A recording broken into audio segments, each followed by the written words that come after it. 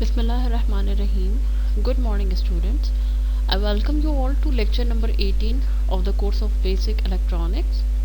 In today's lecture, we are going to actually start the study of the working of MOSFET amplifiers. And for this topic, we have been preparing so much of the material in the previous lectures.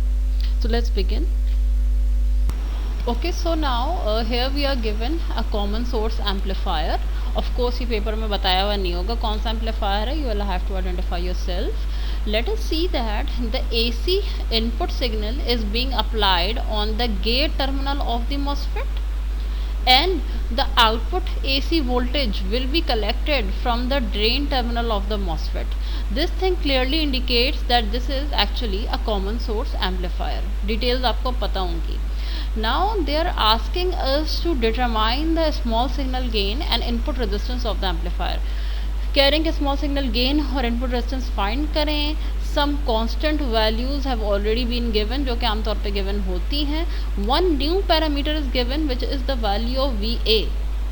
Please recall that while studying the internal models of the MOSFET हमने देखा था कि जब channel length modulation consider कर रहे थे तो R0 use हुआ था, और R0 का फॉर्मूला था basically VA over ID. So despite of the fact that it is not mentioned here anywhere that we either have to consider or not consider the channel length modulation, we still have to consider it, because the presence of this voltage clearly indicates that we have to consider the effect of channel length modulation. ठीक है, तो VA की value से चूँकि channel length modulation की resistance निकलती है R0, it is understood कि हमें चैनल लेंथ मॉड्यूलेशन कंसीडर करना है. One more thing is given that they are saying कि कैपेसिटर्स को इतना लार्ज वैल्यू को कंसीडर करें कि वो शॉर्ट सर्किट के तौर पे बिहेव करें at the frequency of interest. चाहे शायद ये चीज़ लिखी हुई ना भी होती, हमने पहले ही अजम्पशन की है कि इस वक्त जो मॉसफेट में कैपेसिटर्स लगे हुए होंगे, एक्सटर्नल कैपेसिटर्स, वो इतने लार्ज होंगे और हमारी ऑपरेटिंग फ्रिक्वेंसी इतनी हाई होगी कि कैपेसिटर शॉर्ट हो जाएंगे. अगेन मैं इसको डिटेल में डिस्कस नहीं करी हूँ, this point has already been covered in the previous lectures. अच्छा, now we are first of all starting with the DC analysis. DC analysis के लिए I told you that we remove all the AC sources. So let us first of all identify where the sources are. I can only see this AC voltage source present in the circuit, और इसको हटाने का क्या तरीका होगा? I will be short circuiting it. ऐसा ही होगा. अच्छा, ये शो करने की ज़रूरत मुझे यहाँ इसलिए नहीं पड़ी कि during the DC analysis I told you कि कैपेसिटर्स जो है वो ज़ीरो फ्रिक्वेंसी के ऊपर, DC के ऊपर, दे बिकम ओपन सर्किटेड. सो जब मैंने इस कैपेसिटर को ओपन सर्किट किया तो ये पूरी की पूरी ब्रांच पहले ही रिमूव हो गई. तो इस कैपेसिटर के ओपन होने से जब ये पूरी ब्रांच ही रिमूव हो गई तो मुझे दिखाने की ज़हमत ही नहीं पड़ी कि भाई ये जो है वो यहाँ शॉर्ट सर्किट हो गया, क्योंकि ये पूरी की पूरी चीज़ रिमूव हो चुकी है. तो मैंने शायद प्रीवियसली कहीं बताया था कि capacitor sometimes they are used to separate the DC and the AC part.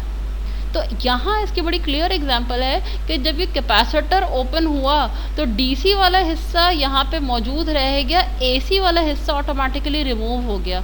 तो यहाँ बड़ा क्लियर पता चल रहा है कि जो कपलिंग कैपेसिटर्स हैं, ये बेसिकली कपलिंग कैपेसिटर है क्योंकि सिग्नल को सिर्फ आगे फॉरवर्ड कर रहा है. कपलिंग कैपेसिटर बाज़ औक़ात AC और DC सिग्नल के पोर्शंस को सेपरेट करने के लिए इस्तेमाल हो रहे होते हैं. That is very clear from here, obvious from here.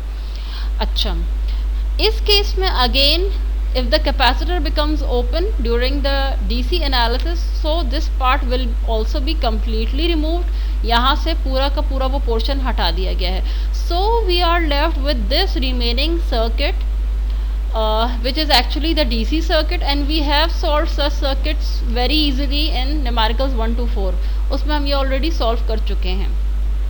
Please note कि मैंने ये इक्वेशन करंट की यूज़ की है. This is the equation of saturation region for the MOSFET, अगर याद हो.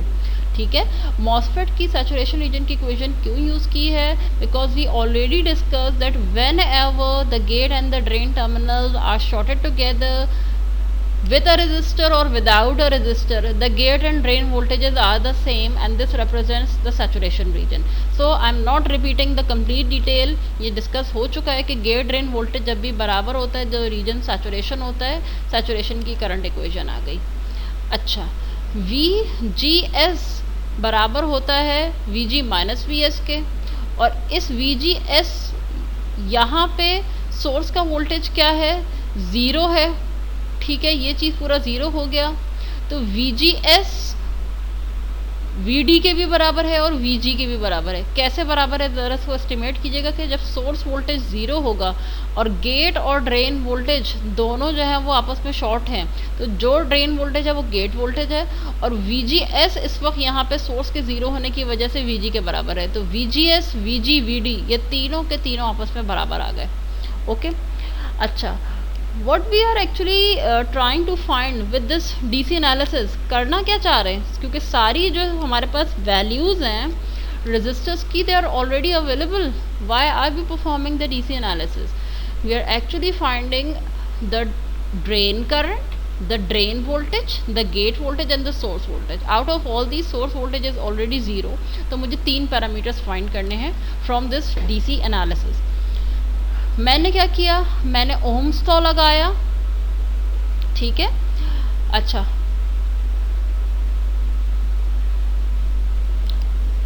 ओके.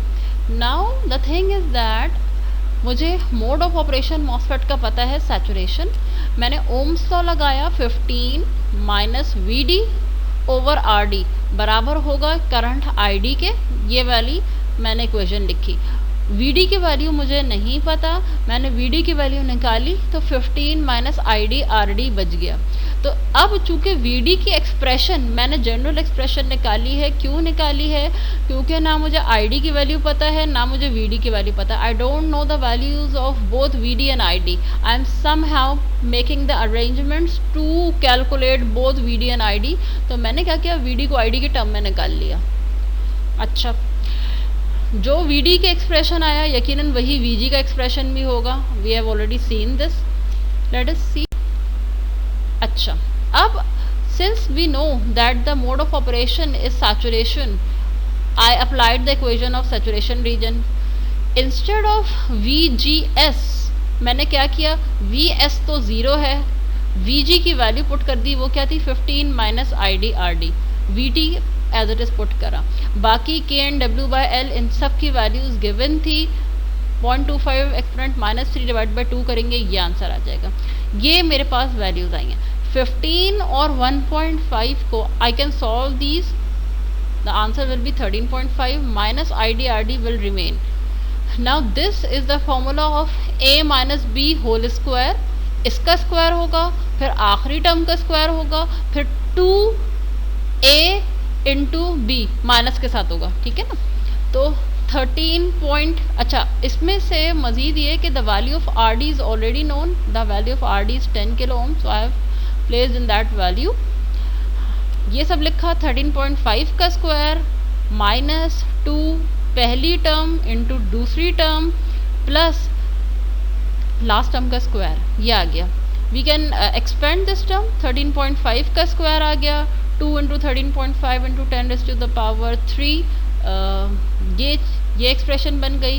एंड लास्टली 10 का स्क्वायर 100, 10⁻³ का स्क्वायर 10⁻6 ID का square. We can multiply with the term placed outside the bracket. ये सब आपके पास आ गया. अच्छा, ID की दो वैल्यूज़ आ रही हैं आपके पास. We will be selecting that ID for which VGS is greater than, for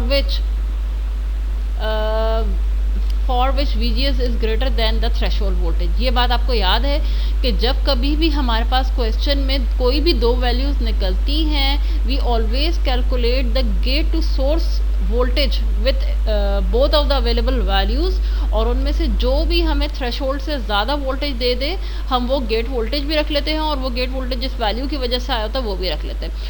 सो यहाँ पे हमारे पास ID जो है वो आ गया बेसिकली आपके पास 1 मिली एम्पेयर के करीब. मैंने इससे गेट वोल्टेज फाइंड करा और ड्रेन वोल्टेज फाइंड करा, दोनों बेसिकली बराबर हैं. 15 माइनस 1.06 मिली एम्पेयर 10 के। ड्रेन का वोल्टेज आ गया मेरे पास 4.4 और गेट का वोल्टेज भी यही आ गया 4.4। अच्छा, please also note that despite of the fact that GM is a term which is used during the small signal or the AC analysis, we calculate it during the DC analysis because it is dependent on all DC parameters. ठीक है, I think there is some mistake over here. 2 यहाँ का missing हो गया है और GM की value जो है, ठीक है, ये फॉर्मूला ठीक है। GM जो है आपने यहाँ से कैलकुलेट कर लिया, VDS VGS आपका आ चुका है 4, GM की आपके पास ये वैल्यू आ गई।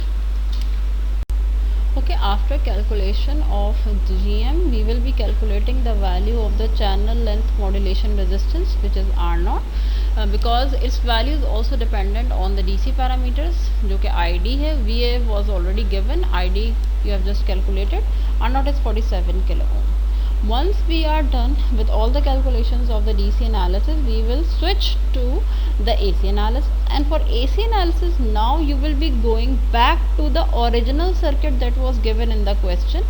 circuit में जो original circuit था आप उसी पे दोबारा जाएंगे और अब आप इसमें से तमाम के तमाम DC sources को remove करेंगे और जो है AC को रखेंगे और जितने भी कैपेसिटर्स नज़र आ रहे होंगे उसको शॉर्ट करेंगे। तो सबसे पहली बात, I can see 1 DC source present over here 15 volt. 15 volt को जब मैंने शॉर्ट किया तो उसकी जगह ग्राउंड आ गया। कैसे ग्राउंड आ गया? इस एरो हेड और 15 वोल्ट का क्या मतलब था, मैंने पीछे कहीं पे शो करा है आप लोगों को वोल्टेज डिवाइडर वाले सर्किट के अंदर। इस एरो हेड और 15 वोल्ट का मतलब है कि यहाँ एक DC सप्लाई लगी है 15 वोल्ट की, जब आप उसको शॉर्ट करेंगे तो क्या होगा, उसकी जगह पे ग्राउंड आ जाएगा। बहरहाल अगर किसी को नहीं समझ में आ रहा है आई विल एक्सप्लेन अगेन, लेकिन यहाँ पे ग्राउंड आ जाएगा, ठीक है।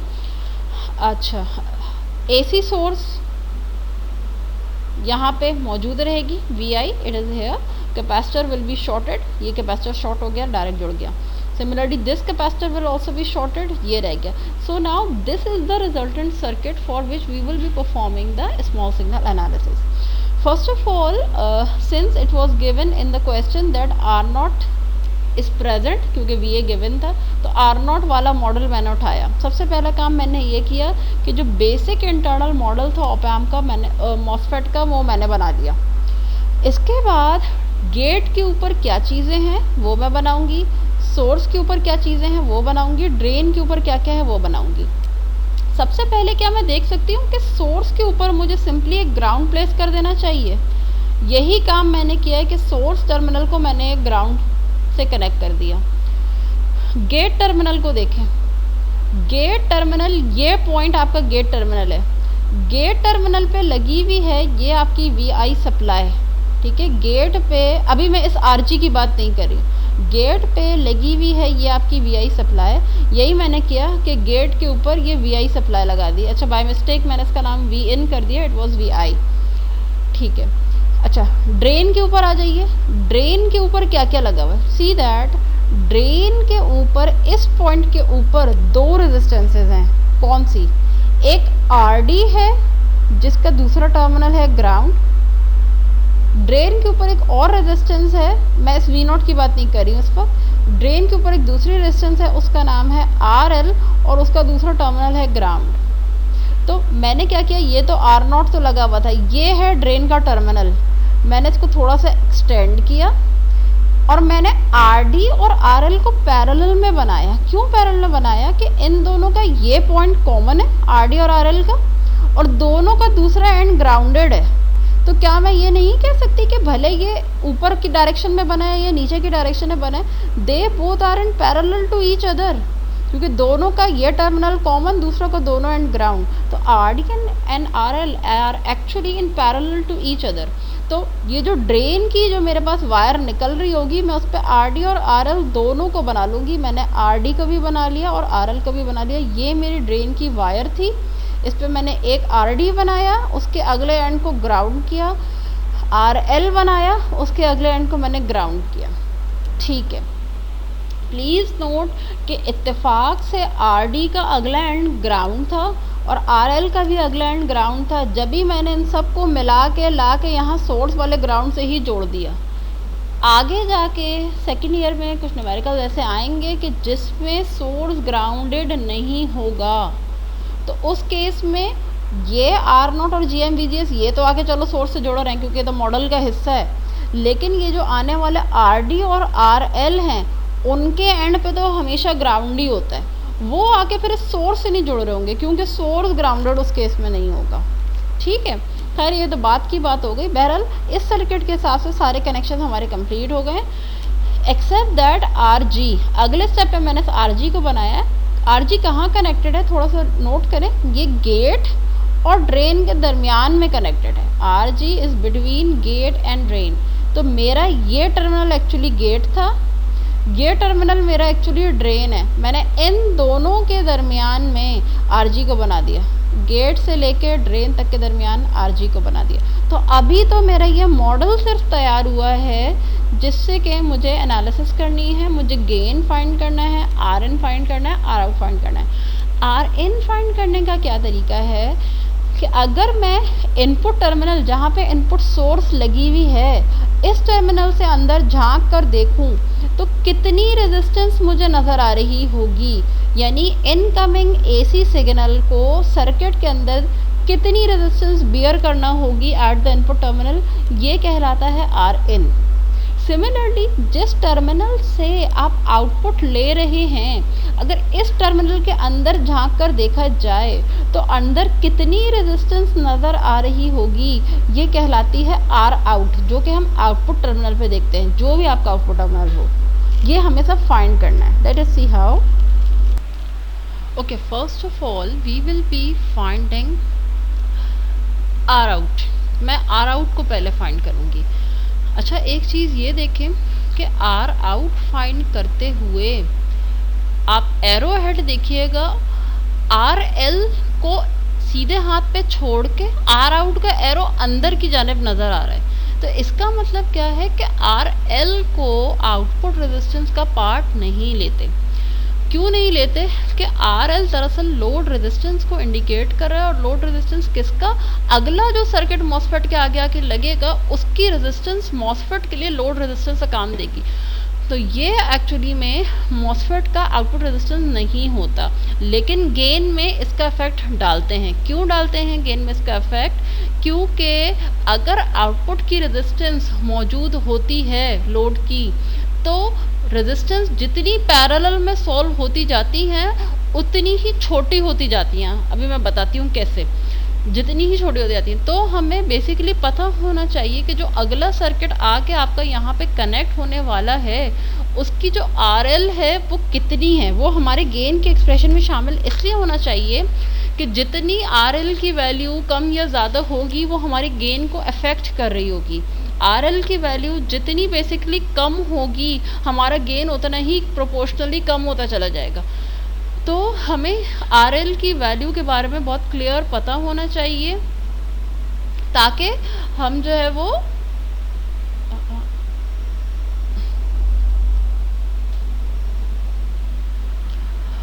ताकि हम जो है वो अपने गेन को मॉनिटर कर सकें।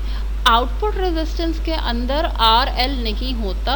ये क्वेश्चन के सर्किट को ज़रा दोबारा जाके देखें कि आर एल को सीधे हाथ पे छोड़ के वो इंडिकेट कर रहे हैं कि इस साइड के अंदर जाके देखें क्या रेजिस्टेंस नज़र आ रही है। तो आउटपुट रेजिस्टेंस देखने का क्या तरीका है कि आउटपुट टर्मिनल के ऊपर ड्रेन टर्मिनल, यानी कि आउटपुट टर्मिनल आपको कौन सा है, ड्रेन टर्मिनल से लेके ग्राउंड तक जितनी रेजिस्टेंस नज़र आ रही है वो आपकी आउटपुट रेजिस्टेंस है। तो अगर मैं यहाँ के ड्रेन टर्मिनल को मॉनिटर करूँ देखूँ तो मुझे इस ड्रेन टर्मिनल पे एक आर नॉट नज़र आ रही है जो कि जिसका अगला टर्मिनल ग्राउंड है, एक आर डी नज़र आ रही है जिसका अगला टर्मिनल के ग्राउंड है।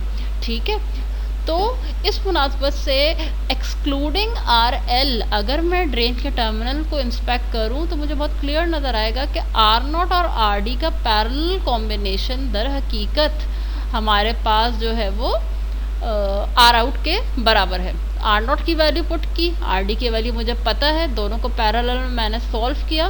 तकरीबन ये 10,000 ओम्स के करीब या 10 किलो ओम के करीब आंसर आ रहा है। मेरे पास आर आउट की वैल्यू आ गई। गेन डेलिबरेटली मैंने भी छुड़वा दिया था। नाउ लेट अस सी गेन। देखें गेन फाइंड करते वक्त यही सर्किट मैंने यहाँ रीड्रॉ किया with slight change. Gain find करते हुए सबसे पहली बात मैंने क्या किया कि RL को लेना है गेन फाइंड करते वक्त, दैट आई ऑलरेडी एक्सप्लेन्ड। मैंने ये किया कि R0 को, RD और RL को, ये तीनों एक दूसरे के पैरेलल में बड़ा क्लियर नज़र आ रहा है क्योंकि तीनों का ऊपर वाला टर्मिनल कॉमन है, तीनों के बॉटम वाले टर्मिनल के ऊपर ये ग्राउंड लगा हुआ है। तो इसका मतलब है ये तीनों एक दूसरे के पैरेलल में है। मैंने इन तीनों की जगह एक ही रजिस्टर लगा दिया आउटपुट पे। अब आप देखें ये वाली चीज़ तो यहाँ पे मौजूद है, ये देखें ये चीज़ यहाँ पे मौजूद है V0 और ये GM-VGS। अगले स्टेप में मैंने क्या किया कि इन तीनों की जगह एक रजिस्टर लगा दिया और उसका नाम दे दिया R0, RL, RD। और मैंने ये भी किया कि थोड़ा सा समझने के लिए इस वक्त, ऑल्दो मुझे ज़रूरत नहीं है क्योंकि मुझे कैलकुलेशन आती है, सिर्फ आपको समझाने के लिए मैंने ये किया कि ये जो ग्राउंड था इसको अलग बना दिया और इनके नीचे जो ग्राउंड था उसको अलग बना दिया, just for the sake of understanding. Otherwise ये ग्राउंड इससे मिला हुआ ये कॉमन चीज़ है। आपको इतनी सारी वेरिएशन सर्किट की बनाने की ज़रूरत नहीं है। ये मॉडल आपने एक मॉडल बनाना है, वो ये मॉडल होगा बस। पिछले पेज पे भी 2-3 मॉडल बने हैं, इतने सारे नहीं बनाने, वो स्टेप बाय स्टेप बताया है। कॉमन सोर्स एम्पलीफायर की एनालिसिस करते वक्त आपने सिर्फ एक AC मॉडल बनाना है, वो ये है बस। पीछे पेज पे 3 मॉडल बने थे वो नहीं बनाने, ये अलग से ये नहीं बनाना, ये सिर्फ आपको समझाने के लिए बताया गया, ठीक है। अच्छा, मैंने क्या किया, GM-VGS ले लिया, ये ले लिया। अब अगर मैं कहूँ कि इस ब्रांच में जो करंट है वो कौन सा है, तो मैं क्या कहूँगी, जो भी GM-VGS करंट यहाँ चल रहा है वो यहाँ पर भी तो होगा और उसका डायरेक्शन यूँ जा रहा होगा V0 से इसकी तरफ, ठीक है। और क्या इस तरफ कोई करंट होगा? इस तरफ कोई करंट नहीं होगा। इस तरफ कोई करंट इसलिए नहीं है कि ये तो ब्रांच आगे खाली है, यहाँ से करंट कहाँ जाएगा। तो एक्चुअली में करंट यूँ जा रहा है, इस ग्राउंड से यहाँ जा रहा है, यहाँ जा रहा है और फिर करंट यहाँ आ रहा है। तो ये सीरीज ब्रांच है, ये वाली पार्ट कोई भी करंट नहीं ले रहा because there is nothing over here, आगे कुछ है ही नहीं। तो जब करंट यूं करके यूं फ्लो कर रहा है, this is just a simple series circuit, तो क्या मैं कह सकती हूँ कि यहाँ पे जो करंट है वो भी GM-VGS है और यहाँ से जो करंट जा रहा है यहाँ, वो भी GM-VGS है। यस, ऐसा ही है। तो अगर अब मैं ओम्स लॉ लगाऊं आउटपुट टर्मिनल पे तो वो क्या बनेगा, 0 माइनस V0। क्यों मैंने ओम्स लॉ यहाँ से क्यों लगाया है, इसलिए लगाया कि मुझे पता है करंट का डायरेक्शन यूं बन रहा है, करंट का डायरेक्शन यूं नजर आ रहा है। जब भी मैंने 0 को पहले रखा, 0 minus V0 divided by 10 resistance बना किसके बराबर, इस GM-VGS के बराबर। देखें यहाँ पे ये यही चीज़ लिखी हुई है। इसको मैंने रीअरेंज करा, V0 को अलग किया तो मेरे पास V0 आ गया minus GM-VGS R0 RD parallel RL। अच्छा, अब सवाल ये पैदा होता है कि इस एनालिसिस, इस मॉडल के अंदर ये RG रेजिस्टेंस तो मैंने इस वक्त कंप्लीट नहीं कंसिडर नहीं की, क्योंकि RG रेजिस्टेंस तो यहाँ लगी हुई थी ना। मैंने इसके करंट को कंसिडर क्यों नहीं किया, बेसिक इलेक्ट्रिकल। देखें, just for the calculation of gain, gain की कैलकुलेशन के लिए हमें ये बात बहुत क्लियरली पता है कि मॉसफेट का जो गेट करंट होता है वो 0 होता है। तो ये जो RG करंट यहाँ, RG रजिस्टर जो यहाँ पे लगा हुआ है उसमें करंट कोई नहीं था, इसलिए इस वक्त समझाने के लिए मैंने RG रजिस्टर को यहाँ नहीं बनाया ताकि आपको मैं बता सकती कि ये करंट यूँ करके जा रहा है। RG के अंदर कोई करंट नहीं था, तो जब भी इस वाले करंट अगर मैं यहाँ RG को बना भी दूं तो कोई फ़र्क नहीं है, क्योंकि मुझे ये बात पहले से पता है कि RG में कोई करंट नहीं है। ठीक है, जस्ट फॉर द सिंप्लिसिटी आपको समझाने के लिए इस वक्त मैंने RG को नहीं बनाया। वैसे भी आपने डायग्राम बनानी नहीं है, ये बनानी है आपने। आपको पता ये होना चाहिए कि हम RG को क्यों नहीं ले रहे। हम RG को इसलिए नहीं ले रहे हैं करंट के अंदर के यहाँ RG में कोई करंट जब जा ही नहीं रहा, तो यहाँ से आने वाला करंट भी GM-VGS हुआ, ये भी GM-VGS हुआ, ये भी GM-VGS हुआ।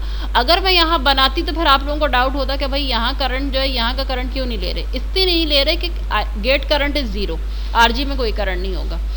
अच्छा, ये बात हो गई।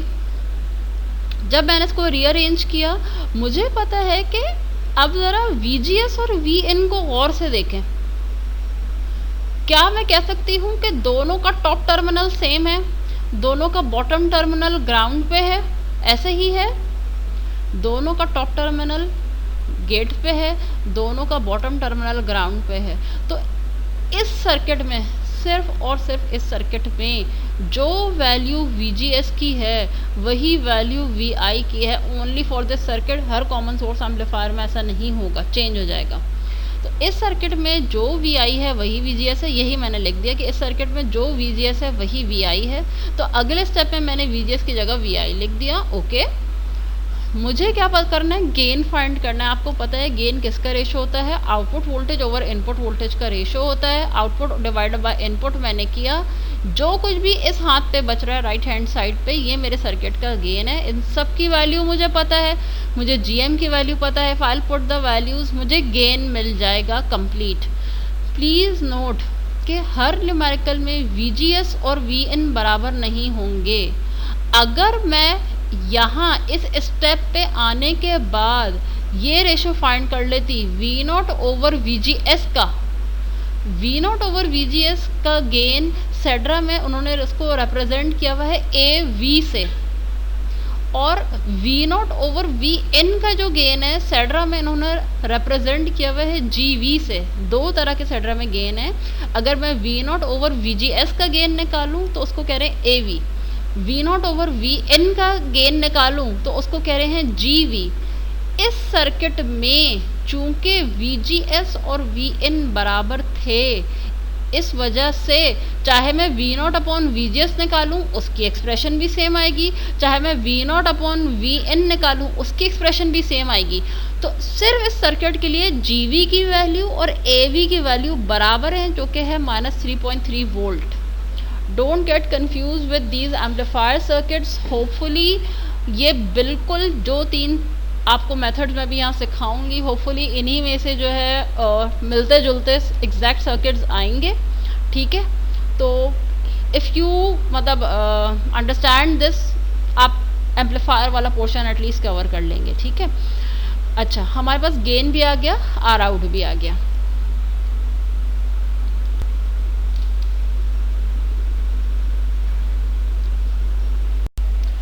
Okay, lastly for this circuit we are left with finding of the input resistance. Again आप देखें कि मैं मेन सर्किट के ऊपर मौजूद हूँ। जब कभी भी इनपुट रेजिस्टेंस फाइंड करनी हो या इनफैक्ट कोई भी रेजिस्टेंस फाइंड करनी हो और हमें उस टर्मिनल पे थोड़ी सी कॉम्प्लेक्सिटी नज़र आ रही हो, जैसे कि मैंने यहाँ पर जब जो देखा था बड़ा क्लियर मुझे नज़र आ रहा था कि भाई यहाँ से लेके ग्राउंड तक एक R0 लगी है, यहाँ से लेके ग्राउंड तक एक RD लगी है। क्लियरली मैं आंसर दे सकती थी कि भाई R0 parallel RD was my answer. लेकिन if I look into this terminal, मैं RN फाइंड करने के लिए इस टर्मिनल से यहाँ देखूँगी तो मुझे RG रेजिस्टेंस नज़र तो आ रही है, इसका अगला टर्मिनल ग्राउंड नज़र नहीं आ रहा। This is something a bit I mean complex. मुझे फिर यहाँ से देखना चाहिए कि क्या इक्विवेलेंट वगैरह निकलेगा, क्या चीज़ होगी। तो इसका हमेशा तरीका ये होता है कि जब कभी भी हमें किसी भी एम्पलीफायर के किसी भी टर्मिनल के ऊपर, not necessarily common source, common drain, common gate, जहाँ कहीं भी आपने कोई एम्पलीफायर का सर्किट बनाया है 3-4 स्टेजेस का, अगर किसी पॉइंट पे आप उसकी रेजिस्टेंस फाइंड करना चाहते हैं, you apply a test voltage source on that terminal. Test voltage source हम अप्लाई करते हैं, उस टेस्ट वोल्टेज सोर्स का नाम हम रखते हैं Vx, उसका करंट का नाम रखते हैं हम Ix, और हम कहते हैं कि Vx टेस्ट वोल्टेज सोर्स से करंट जा रहा है Ix। हम एंड में रेशो फाइंड करते हैं Vx ओवर Ix का, तो उस टर्मिनल पे मौजूद जो भी रेजिस्टेंस होती है वो निकल आती है। वो कैसे निकलती है अभी इसको एक आध एग्जाम्पल में देख लेते हैं। मैंने क्या किया, और हाँ, जब हम टेस्ट वोल्टेज सोर्स अप्लाई करते हैं तो सिस्टम में और कोई भी सप्लाई अगर लगी है AC DC नेचर की तो हम उसे रिमूव कर देते हैं। यानी कि AC सोर्स अगर मेरे पास लगी है तो मैं उसे रिमूव कर दूंगी। क्यों रिमूव कर रही हूँ? बिकॉज मैंने टेस्ट वोल्टेज सोर्स अप्लाई किया है। मैं बेसिकली अब फाइंड करने वाली हूँ इसका इसकी रेजिस्टेंस Vx ओवर Ix। अच्छा, अब मैं ज़रा आती हूँ, मुझे किसी भी तरह टेस्ट वोल्टेज सोर्स को अप्लाई करने के बाद इस सर्किट से Vx ओवर Ix का रेशो निकालना है। जैसे ही ये रेशो मिल जाएगा, इस पॉइंट की रेजिस्टेंस जिसका नाम है Rn वो मुझे पता चल जाएगी। क्या मैं अब Rg को देख के एक ओम्स लॉ की इक्वेशन लिख सकती हूँ कि इसके इस टर्मिनल के वोल्टेज का नाम है Vx, इसके इस टर्मिनल के वोल्टेज का नाम है V0, तो Ix किसके बराबर होगा? Vx minus V0 over Rg is equal to Ix। Ohm's law से मैंने ये इक्वेशन लिख ली, Vx minus V0 over Rg। अच्छा, अगर मैं इस वक्त इस V0 की कोई एक्सप्रेशन लिखना चाहूँ तो वो क्या होगी? V0 की एक्सप्रेशन इस सर्किट की मैं पहले ही अभी प्रीवियस स्लाइड पे लिख चुकी हूँ, जिसमें कि मैंने देखा था कि वो माइनस ऑफ GM गेन की एक्सप्रेशन में लिख चुकी हूँ कि V0 अपॉन VI क्या था? GM minus of GM into all these resistance, यही फाइंड किया था।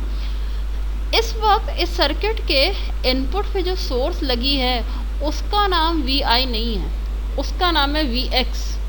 तो जहाँ जहाँ पिछले स्लाइड के ऊपर Vx लिखा हुआ था आई एम सॉरी VI लिखा हुआ था, मैं वहाँ Vx लिख दूँ, उससे मुझे V0 की एक्सप्रेशन पता चल जाएगी। V0 बराबर था V0 अपॉन VI, गेन बराबर था minus of GM into this. VI की जगह मैंने लिख दिया Vx, तो V0 किसके बराबर हो गया? Minus of GM Vx RD parallel R0। ठीक है, इसके बराबर हो गया। अब इन दोनों टर्म्स में माइनस माइनस करके ये प्लस हो जाएगा, इसमें भी एक Vx का टर्म है, इसमें भी Vx का टर्म है, take it out as common. ये चीज़ मैंने सेपरेट आउट कर ली। Vx ओवर Ix का रेशो मुझे बनाना है, तो वो क्या होगा? Rg ओवर 1 प्लस GM, ये बन गया।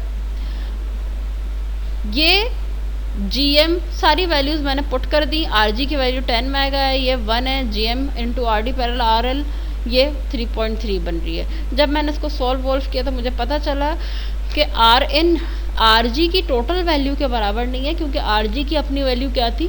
10 मेगा ओम्स थी।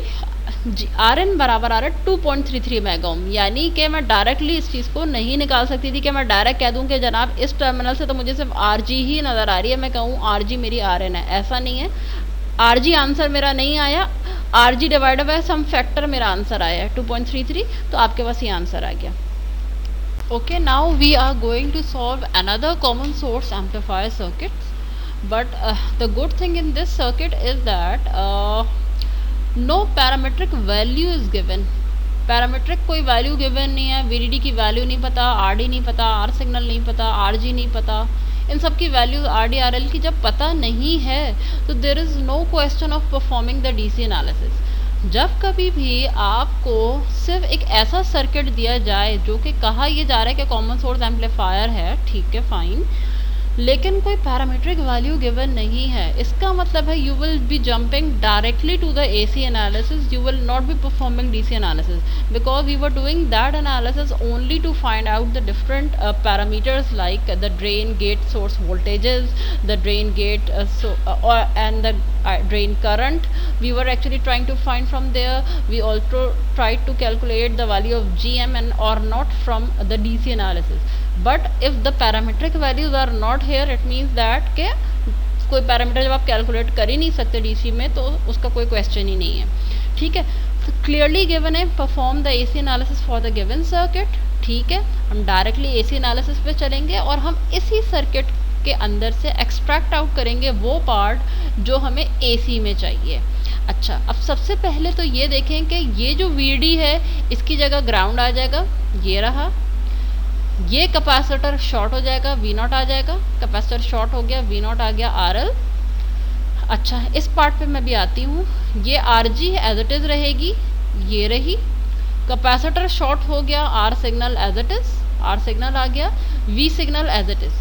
अच्छा, एक बात, इनपुट सोर्स का नाम वी सिग्नल लिखा हो, वी एन लिखा हो, वी आई लिखा हो, इससे उसकी क्वालिटी पे कोई फ़र्क नहीं पड़ेगा, उसकी जो एनालिसिस की जाती कोई फ़र्क नहीं पड़ेगा। अगर पेपर में मैं वी सिग्नल की जगह यहाँ इवन वी ए भी लिख के दे दूँ, वी एन स्मॉल ए, तो इसका मतलब है आपने V naught over V A का रेशियो निकालना है। अगर मैं यहाँ वी सिग्नल के बजाय वी जेड लिख दूँ, वी स्मॉल जेड, तो मुझे V naught upon V Z निकालना है। तो थोड़ा सा common sense at this time हमारे अंदर डेवलप हो जाना चाहिए कि सिग्नल्स का नाम आप कुछ भी दे दें, एंड रिजल्ट आपका सेम आ रहा होगा कि आर सिग्नल अगर आर जी से डिवाइड हो रही है तो वो आर सिग्नल आर जी से डिवाइड ही होते हुए आ रही होगी। इसका सिंबल चेंज होने से उससे कोई फ़र्क नहीं पड़ रहा होगा, ठीक है। The symbol can be any symbol. अच्छा, ये हो गया। अब ज़रा सा इस पार्ट को गौर से देखें। यहाँ पे आप देखें ये आपका बाईपास कैपेसिटर लगा हुआ है। एक बात ये कि ये जो करंट सोर्स यहाँ लगी है इसके साथ कैपिटल आई का सिंबल है। This clearly indicates that this is a TC current source should be an open circuit during the AC और द स्मॉल सिग्नल एनालिसिस। ठीक है, मैंने इसको ओपन सर्किट करने की कोशिश की, but at the same time the capacitor in parallel to this current source was short circuited due to the high value of the capacitor and the high frequency. तो ये कैपेसिटर जो था वो इसको ग्राउंड पे ला रहा था। अब जब ये वाली चीज़ पूरी की पूरी ओपन सर्किट हो ही रही है तो इसका मतलब है इसका कोई इफेक्ट नहीं पड़ रहा इस ओपन सर्किट का कि ये जो सप्लाई से, दरअसल इस कैपेसिटर की वजह से ये टर्मिनल हकीकतन शॉर्ट सर्किट पे पहुंच जाएगा ड्यूरिंग द ये सर्किट बेसिकली कैपेसिटर के शॉर्ट होने की वजह से ज़ीरो पे पहुंच जाएगा सोर्स का voltage during the AC analysis. मैंने इसको ओपन सर्किट किया तो जब इस पार्ट को ओपन किया तो माइनस वी एस एस तो वैसे ही रिमूव हो गया ना, यानी ये पूरा का पूरा हिस्सा रिमूव हो गया। हुआ क्या फिर, ये कैपेसिटर शॉर्ट सर्किट था, सोर्स के ऊपर ये पार्ट आ गया जो कि बचा था। ये यहाँ पे मुझे बेसिकली नज़र आ रहा है। अब मैंने क्या किया, मैंने फिर से स्मॉल सिग्नल मॉडल बना लिया मॉसफेट का। देखें ये इतना हिस्सा मॉसफेट के स्मॉल सिग्नल मॉडल को ही रिप्रेजेंट कर रहे हैं जो सबसे पहले आप बना लेंगे। सबसे पहले हम ये वाला पार्ट बनाया करेंगे हमेशा। आर नॉट ले लिया है मैंने, कंसीडर करा हुआ है इसके अंदर चैनल लेंथ मॉड्यूलेशन। तो मैंने चैनल लेंथ मॉड्यूलेशन वाला मॉडल बना लिया। फिर मैंने सोर्स को देखा, सोर्स मुझे ग्राउंड नज़र आया, मैंने सोर्स को ग्राउंड कर दिया। I looked at the gate, मुझे गेट पे वर्टिकल रजिस्टर आरजी नज़र आया, ये गेट का टर्मिनल है, वर्टिकल रजिस्टर आरजी हो गया। गेट के ऊपर यूं करके हॉरिजॉन्टल आर सिग्नल लगा हुआ है, उसके साथ वी सिग्नल जुड़ा हुआ है। तो गेट के साथ ये रहा आर सिग्नल, ये रहा वी सिग्नल। तो ये जो बेसिकली पूरा पार्ट था एक्चुअली गेट के ऊपर, ये पूरा सर्कल वाला पार्ट ये गेट का टर्मिनल है, वो मैंने उठा के बेसिकली इस गेट टर्मिनल के ऊपर रख दिया। ये पूरा एज इट इज़ यहाँ आ गया। Again look at the drain terminal. Drain terminal पे देखें आर नॉट तो मौजूद है और आर नॉट का अगला एंड भी ग्राउंडेड है। ये बहुत क्लियर नज़र आ रहा है क्योंकि सोर्स ग्राउंडेड है। फाइन, ये तो इस मॉडल का हिस्सा ही है। अगले स्टेप में कह रहे हैं कि आर डी और आर एल इन दोनों का ड्रेन वाला पॉइंट कॉमन है। फाइन, इन दोनों का अगला टर्मिनल ग्राउंड है। तो दर हकीकत both of them are appearing in parallel to each other, और ये दोनों कहाँ लगी हैं, ड्रेन पे लगी हैं। तो मैंने ड्रेन पे आर डी और आर एल को पैरेलल बना दिया। बहुत क्लियर यहाँ दिया हुआ है कि आर एल को इंक्लूड नहीं करना है आर आउट में। आर इन के अंदर जो है वो वी सिग्नल और आर सिग्नल को इंक्लूड नहीं करना है। यहाँ से अंदर झांक कर इसके अंदर देखना है हमें। ठीक है, देखते हैं इसे, how can we do this. Okay, we will be doing it in the next slide. Okay, so in order to find the gain of this circuit, we will again be applying Ohm's law at the output terminal. मैं इसमें भी यही किया है कि दोबारा से मैंने आपको रीड्रॉ करके सर्किट यहाँ पे दिखा दिया है। R naught R D R L को हमने यहाँ पे पैरेलल ले लिया है। Okay, so in order to find the gain of this circuit, we will again be applying Ohm's law at the output terminal. मैं इसमें भी यही किया है कि दोबारा से मैंने आपको रीड्रॉ करके सर्किट यहाँ पे दिखा दिया है। R naught R D R L को हमने यहाँ पे पैरेलल ले लिया है।